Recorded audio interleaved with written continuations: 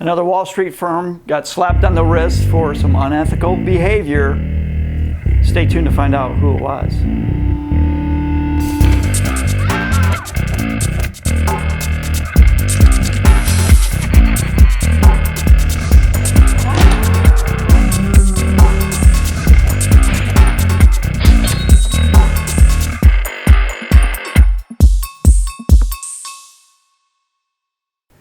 So our goal is to help you save yourself from Wall Street.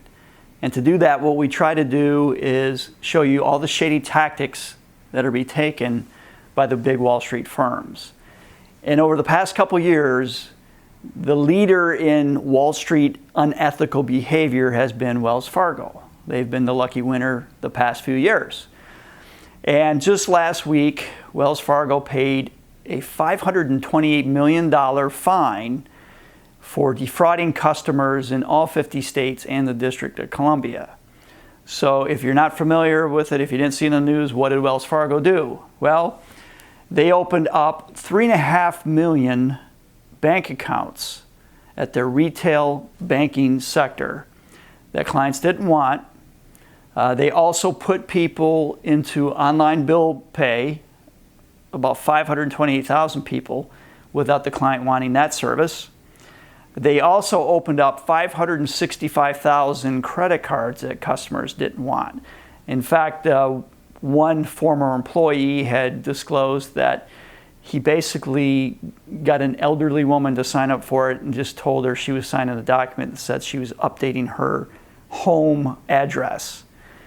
On top of that, they had fees that showed up in mortgage and auto loans that typically don't show up. So there was just a massive fraud going on at Wells Fargo. And what happened was that Wells Fargo had just set an incentive for all of their employees that was unreasonable. They set sales goals that under normal circumstances, the branches wouldn't be able to fulfill. So in order to hit their sales goals, in order to get their extra little payments, their bonuses, their commissions, all of that, they turned to shady tactics. And what's worse, this really started in 2011, is that's where the regulators have started to find the fraud.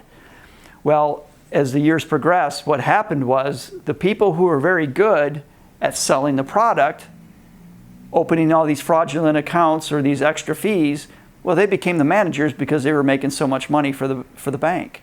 So now you have the managers are pressing the other employees to do the same thing in order to hit numbers. So this is just the way the Wall Street culture works that really makes it, well, it's not good for you. That's why you need to save yourself from Wall Street.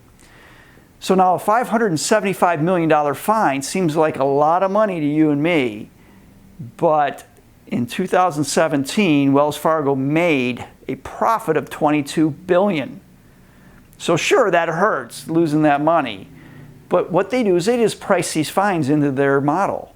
They know they're going to get hit with it. So if they're still making $22 billion and they have to give up, less than 1 or 2% of that to fines, hey, that's fine. We're okay with it. That's how they work. So the only way they're going to ever start to change that is if you, the customer, stops banking there. So the aftermath for the Wells Fargo retail banking sector was the hefty fines. The CEO resigned, and they actually fired 5,300 employees who were unethically behaving in the branches. So you think that's pretty much it? Nothing else to come, right? Well, not so fast, my friend. Turns out their wealth management division is now coming under pressure. Things are coming to light in 2018 of some of the unethical behaviors that were happening on their wealth management side. So all the other stuff that came up before was on their retail banking. Now it's coming out on their wealth management. So what they're finding is the Wall Street Journal did a report last year in 2018 that basically outlined information from employees to show that there was a lot of unethical antics going on with their wealth management side of the business. And it's not just hearsay from employees. There was actually a letter used that was sent from 4 employees of an Arizona branch of Wells Fargo Wealth Management. It was sent to the Department of Justice and the SEC outlining the unethical practices. So their own employees finally got tired of what was going on and let the government know about it. Wall Street Journal picked up on it, expanded the research, and now this is all starting to come to light. So there's some more damaging information coming for Wells Fargo. This time it's for their wealth management. So what were they doing? Well, it turns out the first thing that they were doing is they were shifting products around for clients without them really knowing about it. The first way they did that is a lot of clients would open up a CD, just put some money in some cash, let it sit in the brokerage for a little while. Well, what Wells was doing was they're moving that money into a structured note. So a CD, they might make a little bit of money on it, but if they do a structured note, which has some underwriting, which pays out heftier commissions, Wells makes more money. So they were shifting that money into those vehicles. That was the first thing that they were doing. The second thing that they were doing was really going after their private banking clients. So private banking clients at their wealth management arm had to have $2.5 million or more. So this wasn't them screwing over the little guy alone. They were actually doing most of the damage to the big guys. What were they doing there? Well, the first thing they were doing is they were getting signed contracts with very unclear fee arrangements for their private banking clients. And then once the client left, they were moving the money around into different platforms and different products that end up paying Wells Fargo much more money than what the client was actually thinking they were paying. The first thing that they would do is they would move clients into what they called their investment fiduciary service platform. Now, you think that would be a great thing for clients. You know, we always talk about you want to be working with a fiduciary. A fiduciary has a legal obligation, puts your interest first. So you think investment fiduciary service, it's got to be pretty good for you.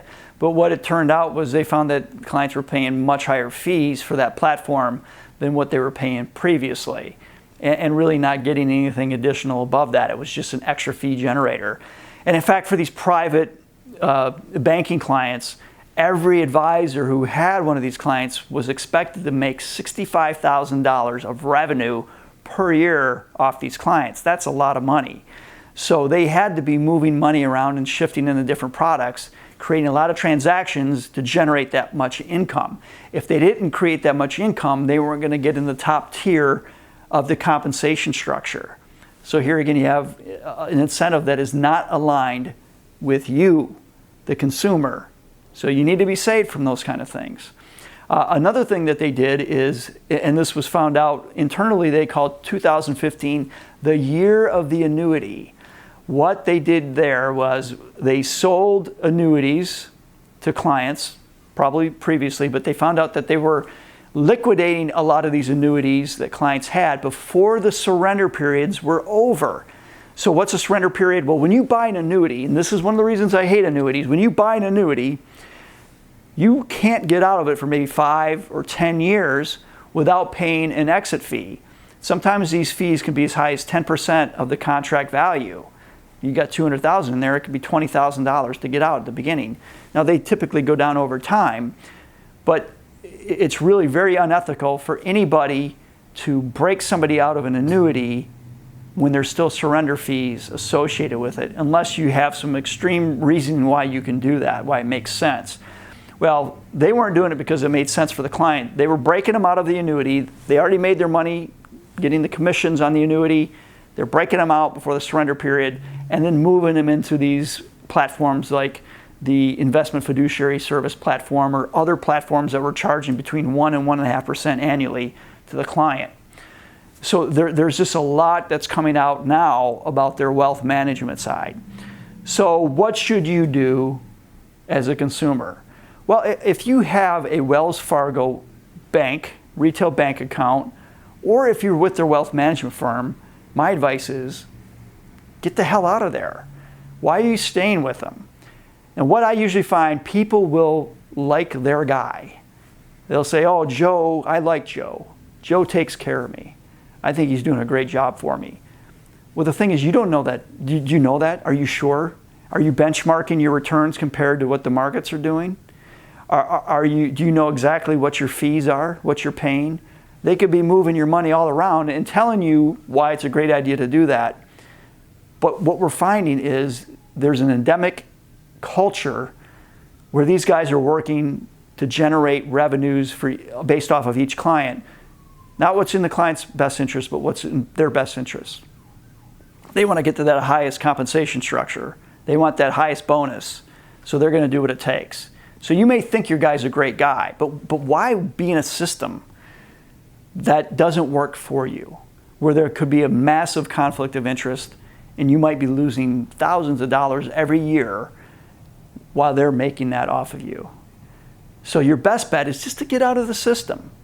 On the banking side, there's tons of great credit unions you could go to. There's other banks that are very reputable. I like credit unions myself because they're owned by the members. And then on the financial planning side or wealth management side, there's clearly a ton of different things you can do. Hire a fiduciary, a fee-only fiduciary. Make sure they're a fiduciary in every way they interact with you. There's quite a few of them out there. So get out there, look for it. One great area to find them is the National Association of Personal Financial Advisors, NAPFA.org. There's a thing called the Cheryl Garrett Network. The Garrett Network has a lot of fee-only financial planners. Don't sit there because you like Joe. Get out of the system that isn't built for you, and you're going to be much happier about it.